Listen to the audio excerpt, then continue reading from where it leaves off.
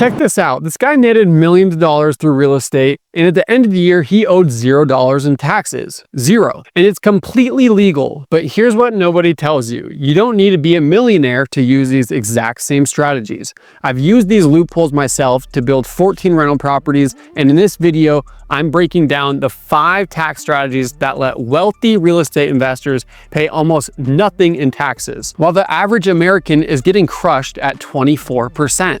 And the best part, most of these you can start using today, even if you only own one property. Let's get into it. So quick background, I'm Tanner. I've closed $50 million plus in real estate transactions in the last 36 months here in Utah. I own 14 rental properties that cover about 80% of my living expenses. And I've also lost over $300,000 making mistakes in this business. So trust me, I've learned these lessons the hard way. One of the biggest game changers for me was finding a CPA who actually specialized in real estate taxes, because most CPAs, they have no idea these strategies even exist. Okay, so first, why is real estate so tax advantaged? Because Congress wants you to invest in real estate. It creates jobs, provides housing, and it stimulates the economy. So the tax code is literally designed to reward real estate investors. The average American pays about 24% in taxes. Real estate investors making over $1 million, they're paying 0 to 5%, and it's all legal. So let me show you exactly how they do it. Strategy number 1 is depreciation.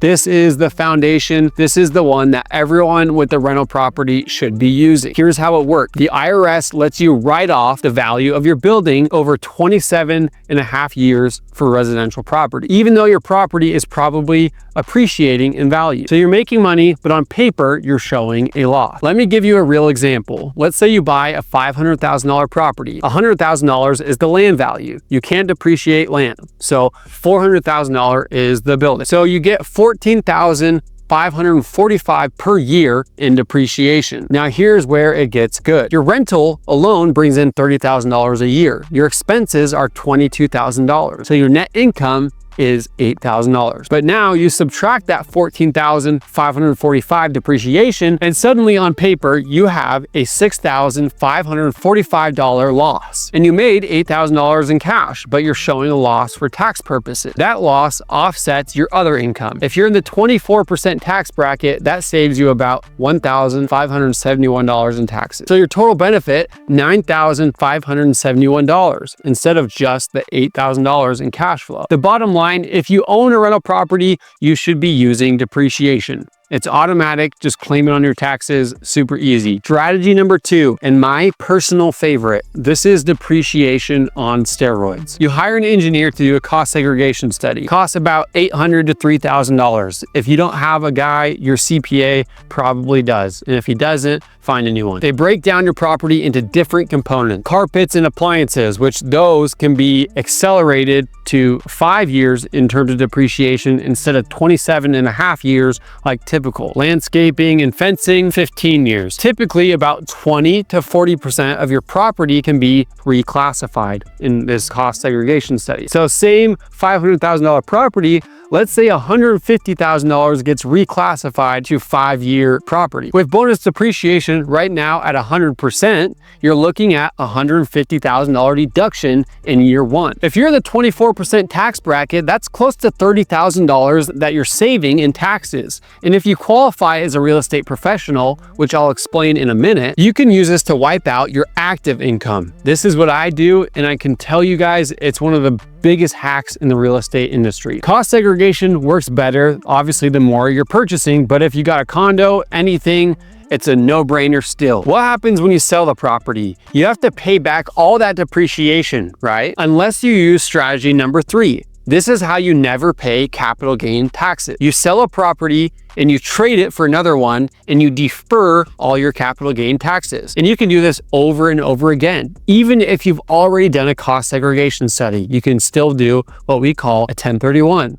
It's called swap till you drop. You keep exchanging until you die, and then your heirs get a step up in basis, which means all those deferred gains, they disappear. You never pay capital gains tax. Here's a real example. You bought a property in 2010 for $200,000. You sell it in 2025 for $500,000. That's a $300,000 capital gain. Plus, $100,000 in depreciation recapture. Without a 1031 exchange, you're paying $105,000 in taxes. With a 1031 exchange, you buy a $600,000 property equal or greater value, and you defer all of that $105,000. So instead of paying that $105,000 in taxes, we're keeping that and we're using it as a down payment on the next property. The investor who pays taxes every time, $1.2 million. The investor who does 1031 exchanges, $2.8 million. The 1031 exchange creates 2.3 times more wealth. And you need a qualified intermediary. But the cool part is you don't need to identify just one property. It can be up to 3. But anyone selling an investment property can do this. So those first 3 strategies are incredible. But here's the thing. Most of those losses are considered passive by the IRS,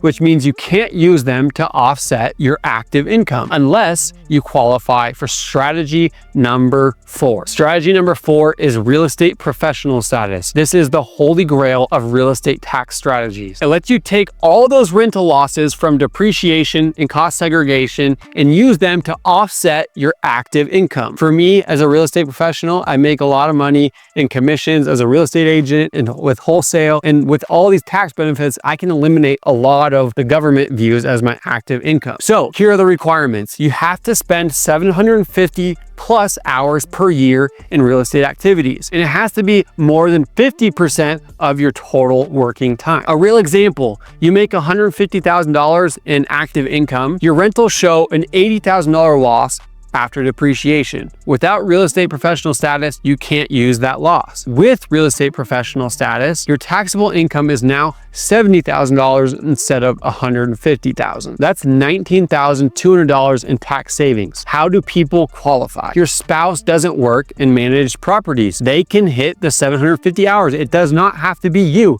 It can be your spouse or your real estate agent or broker. Those hours count too, like myself. The catch, you have to actually spend those 750 hours. You need to make sure you are protected if the IRS audits you. So make sure you're tracking your time or have a good idea of it at least. So strategy number 5, the short-term rental loophole. This lets you offset your active income without needing real estate professional status. If you have a short-term rental, Airbnb, VRBO, and the average stay is less than 7 days, and you materially participate, what they call it, that's 100 plus hours per year. The IRS treats those losses as active, not passive, which means you can offset your active income or your W-2 income. So let's say you make $200,000 in active income. Your Airbnb shows a $40,000 loss after depreciation, cost segregation, whatever. You spend 150 hours managing it. Your taxable income is now $160,000. Whether you made this at Adobe, whether you made this at Walmart,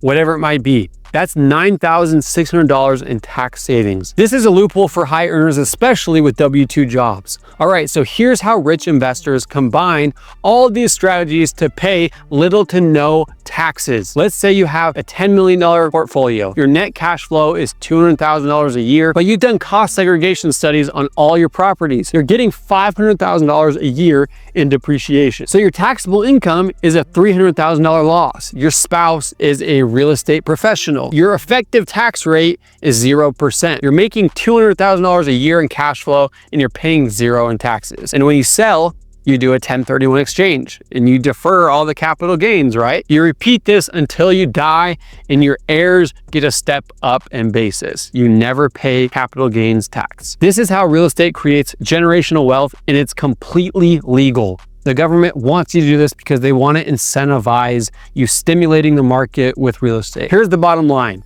Real estate is the most tax advantaged investment in America. These strategies are completely legal. You need a CPA who specializes in real estate. So here are your action steps. Find a CPA who specializes in real estate. Start with depreciation. It's easy. You can always do a cost seg down the road if you want to. Consider cost segregation study if it makes sense for your scenario. Talk to your CPA about that. Plan your 1031 exchanges before you sell. Track your hours if you're pursuing real estate professional status or the STR loophole. W-2 employees pay 24% to 37% in taxes. Real estate investors usually pay 0 to 5%.